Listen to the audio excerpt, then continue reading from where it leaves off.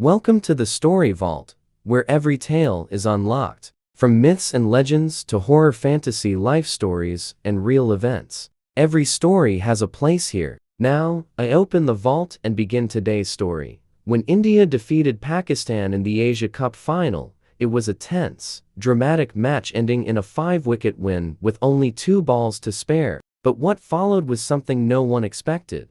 No trophy was handed over. No medals on stage. The Indian team refused to accept the Winners' Cup from Mohsin Naqvi, who wears multiple hats: Asian Cricket Council President, Pakistan Cricket Board Chairman, and Pakistan's Interior Minister. Though under normal circumstances such positions might require ceremony, this time, it was different. The emotional and political context made the ritual impossible. At least for the Indian board and players, that refusal did not come out of thin air. Over the tournament, tensions had been building. There was strong public sentiment in India, especially after a terror attack in Pahalgam and India's reaction through Operation Sindoor, among other incidents. The expectation from many in India was that Pakistani officials and media would take what India considers to be provocative stances. Mohsin Naqvi himself had posted on social media in ways that some in India interpreted as directed at India's military, territory, or symbols of national identity. This is important, because when the person presenting the trophy is not a neutral sports administrator, but seen as a political figure with roles stretching beyond sport, especially one involved in domestic politics of a country with which there are ongoing conflictual relations, then symbolic meaning becomes almost unavoidable. India formally communicated that they could not accept the trophy from Naqvi. They asked for the trophy to be presented by a neutral figure, for instance, the vice chairman of the Emirates Cricket Board. That request was denied. In their view, accepting a trophy under those circumstances would have been seen domestically as compromising, ignoring certain provocations, or diminishing their own national dignity. Refusing was not just about rejecting the person, but making a statement on behalf of national sentiment. They felt that the person's political role and recent behavior made acceptance untenable.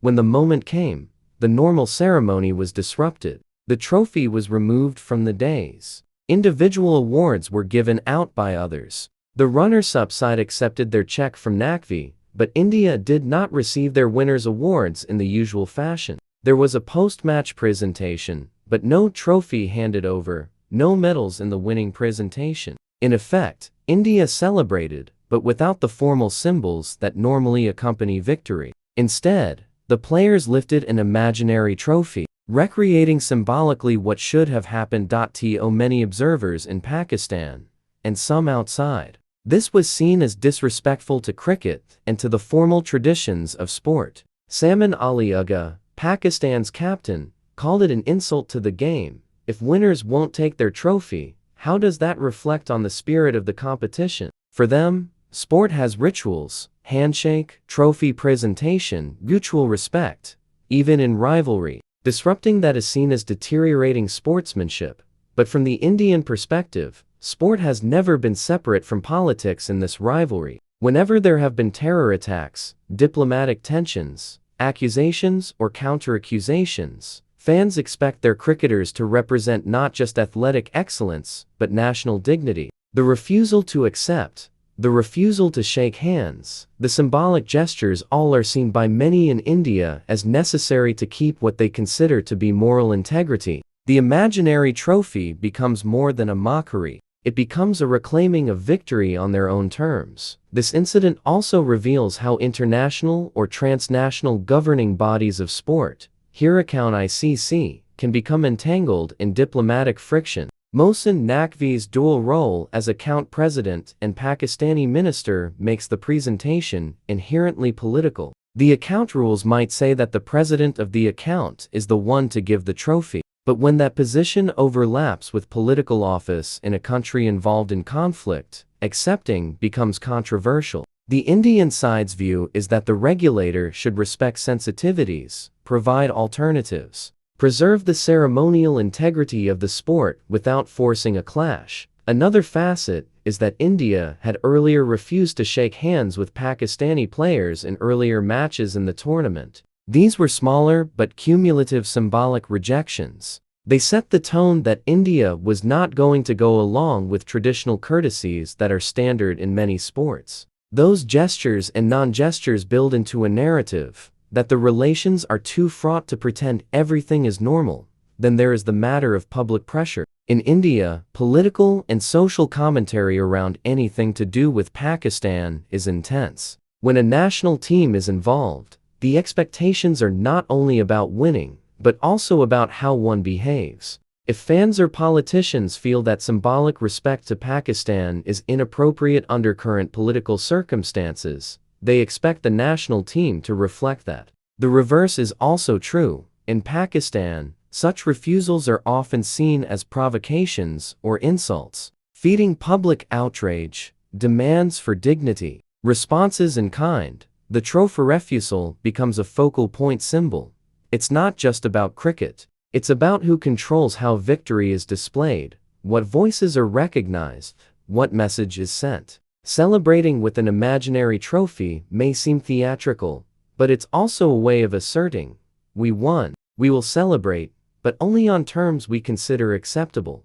The physical trophy's absence does not nullify the victory for many Indian supporters. In fact, some see it as a purer form of protest victory, because it shows that even without formal recognition in the ceremony, they are unbowed. There are wider implications. For one, what does this do to cricket diplomacy? Historically, sport has at times been a bridge between India and Pakistan, leading to thawed relations, visits, symbolic goodwill. But when incidents like this occur, they show how fragile that bridge is. They also underline the reality that for both sides, not just India, sporting matches are deeply political, both in perception and in practice. It also sets a precedent. If themes like who presents the trophy or who shakes hands are treated as political, sport administrators may need to create new rules or mechanisms for such scenarios. Maybe neutral presenters will become more common when tensions are high.